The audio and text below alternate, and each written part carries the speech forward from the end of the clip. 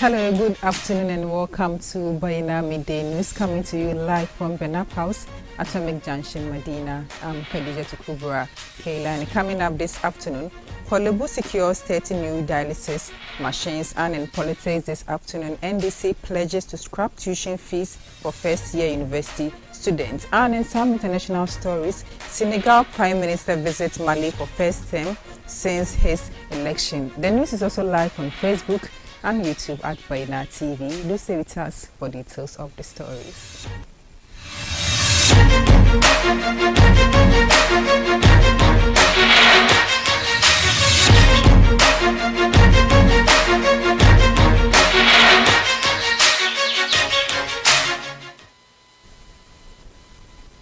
Thank you for staying with us. Now, starting off with some health stories.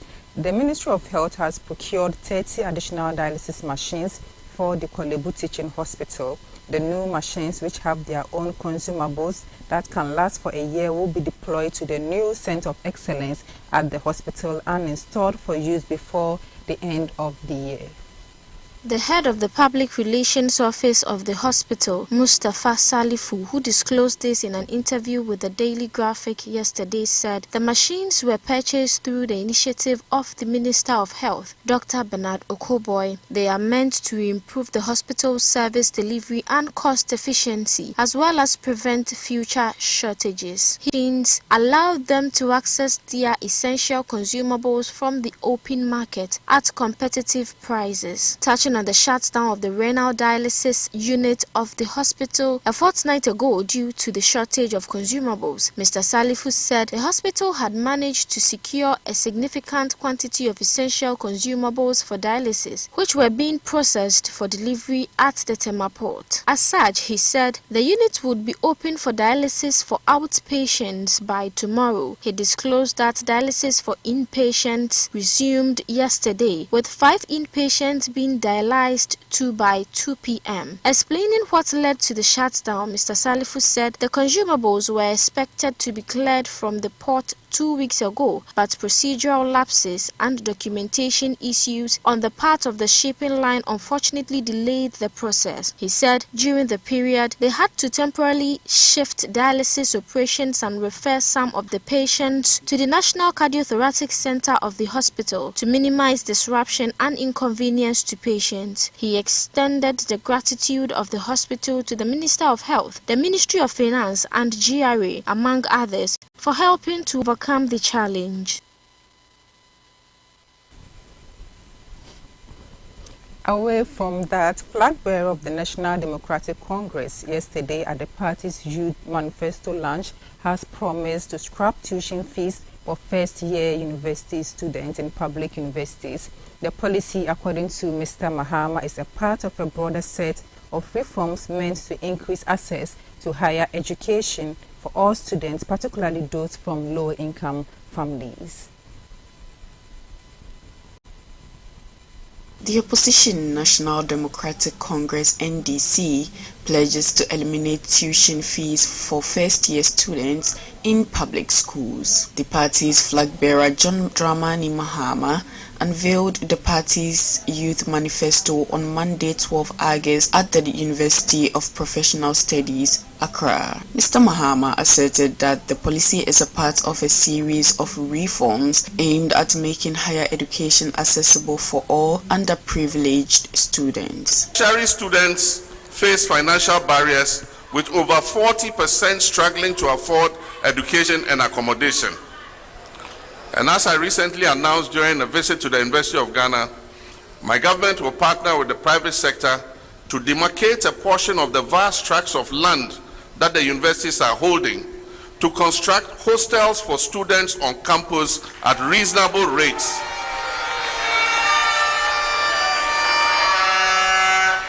And thereby address the accommodation challenges that students are facing. The professional institutions of architects and engineers will be engaged to provide uniform designs for these hostels and a costing of the hostels that will be built on all campuses, and that will be under our program of a bed for all students to be able to stay on campus. We'll also launch the No Fee Stress Initiative, providing fee-paying support to eligible students, especially through the Student Loan Trust Fund. The reintroduction of a quota system has reduced admissions across both nursing and teacher training sectors, restricting entry for many youth who desire to train as teachers and nurses. We deplore the Akufo-Addo-Bawumia administration's practice of opening the recruitment portal only when elections are coming. We will implement a policy of continuous recruitment of teachers and nurses, especially for the underserved. Among other key proposals highlighted by Mr. John Mahama included the 24-hour economy policy, which attempts to boost economic activity constantly in hopes of boosting productivity and possibly creating more job opportunities. The party further suggested creating a ministry for youth development, primarily to help Ghana's youth realize their full potential.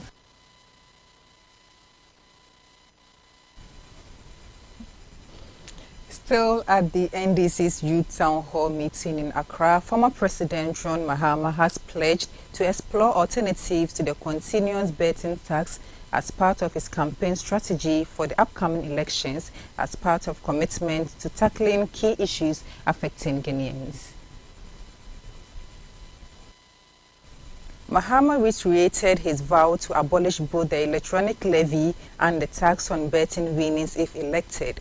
Mr. Mahama criticized the e-levy for not meeting its revenue targets and for imposing unnecessary financial strain on citizens. His campaign promises reflect broader efforts to address pressing economic challenges faced by the country.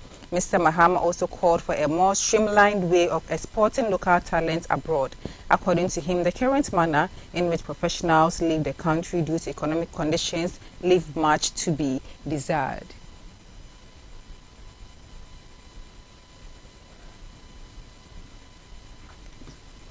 Meanwhile, the Executive Director of the Institute of Community Sustainability, Eric Jerry Edu, has expressed deep concerns over Ghanaian politicians promoting betting as a solution to unemployment. He warns that this approach is not only misguided but also potentially harmful, as betting can lead to dangerous addiction, resulting in severe consequences like theft, imprisonment, and violence.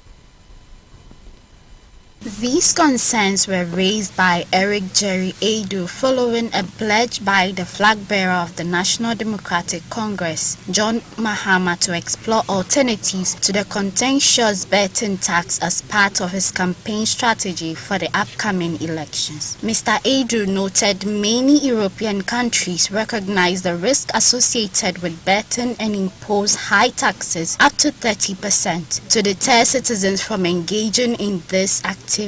He added that Ghana's mental health facilities are ill-equipped to handle the potential fallout of betting addiction. ICS is therefore urging politicians to strongly discourage betting in political campaigns and instead prioritize sustainable solutions to unemployment. Edu advises policymakers to consider the disadvantages of betting and support initiatives that promote economic growth, development, and community well-being. And now in business, the Bank of Ghana has asserted that the government's gold for oil policy is progressing as planned. The initiative was launched by the government to address Ghana's depleting foreign currency reserves and the high demand for dollars by oil importers, which was exerting downward pressure on the cedi and driving up living costs. During an appearance before the Public Accounts Committee of Parliament on Monday, August 12, the first Deputy Governor of the Bank of Ghana, Dr. Maswell Opoku Afare, provided an update on the policy. According to him, the Gold for Oil program is on track. The Gold for Oil policy, as explained by the government, is to allow the government to pay for imported oil products with gold in a direct barter with gold purchased by the central bank. According to the government's G4 2040 program framework dated February 3rd, 2023, which explains the policy. Payment for the oil supply is done in two channels: barter trade or via forex obtained from selling gold to a broker. Under the barter channel, suppliers willing to take gold in direct exchange for petroleum product will be provided with the equivalent volume of gold by the Bank of Ghana. Under the broker channel, the Bank of Ghana executes a gold supply agreement under which it sells gold to a gold broker, which provides forex cover to pay for petroleum products.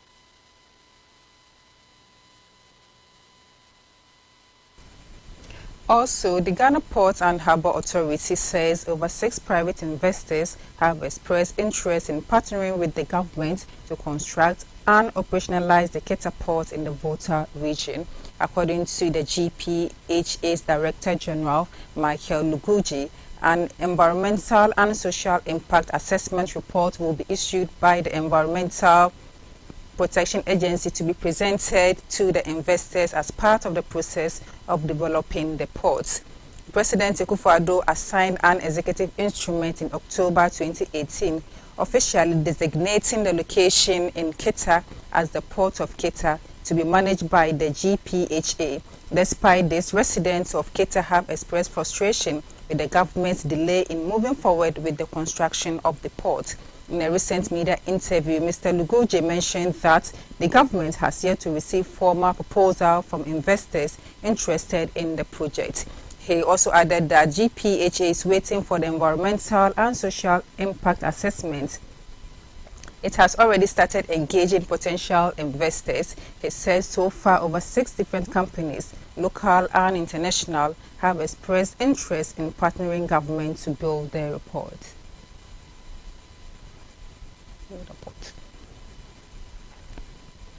And now in some international stories, Senegalese Prime Minister Ousmane Sonko visited Mali for the first time since his political party came to power in March 2024 presidential elections. Sonko's visit is a part of diplomatic efforts led by Senegal to convince junta-ruled Mali to return to Economic Community of West African States, a 50-nation regional bloc established in 1975. Mali, Niger, and Burkina Faso have left ECOWAS after the military takeovers fractured their relation with the West African neighbors. Following a meeting with Colonel Assimi Goïta, interim president of Mali, Sonko said the West African nations must set their differences aside to recreate a Malian empire that stretched from Senegal, Ghana, and everywhere in between. In January, the juntas of Niger, Mali, and Burkina Faso said that instead of helping their countries fight the security threats facing them, ECOWAS imposed illegitimate, inhumane, and irresponsible sanctions when they staged the coups to take their destiny into their own hands. ECOWAS has been leading efforts to return civilian rule to the coup-hit countries, pressuring the juntas with sanctions and rejecting lengthy transitional timetables. It was the first time in the bloc's nearly 50 years of existence that its members were withdrawing in such a manner. The 3 nations formed an alternative union called the Alliance of Sahel States. Senegal's president, Bassirou Diomaye Faye, who visited Mali in May, is also tasked with the huge challenge of uniting a weakened regional bloc.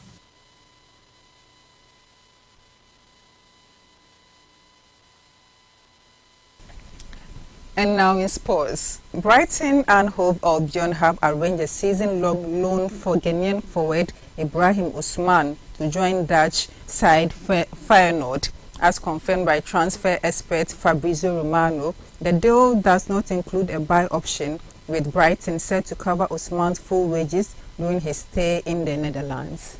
Ousmane, 19, who joined Brighton from FC Nordsjælland earlier this year, is scheduled for a medical on Tuesday with an official presentation to follow on Wednesday. The loan move is intended to provide him with valuable experience throughout the season. This approach mirrors the development strategies used by Brighton with players like Kaoru Mitoma and Simon Adingra. both of whom excelled on loan before becoming key figures for the Seagulls. Usman made a strong impact during his time in Denmark, recording 6 goals and 7 assists in 26 matches, and his potential has generated considerable excitement. Feyenoord hope to capitalize on his talent as they compete in both the Eredivisie and Europa League this season.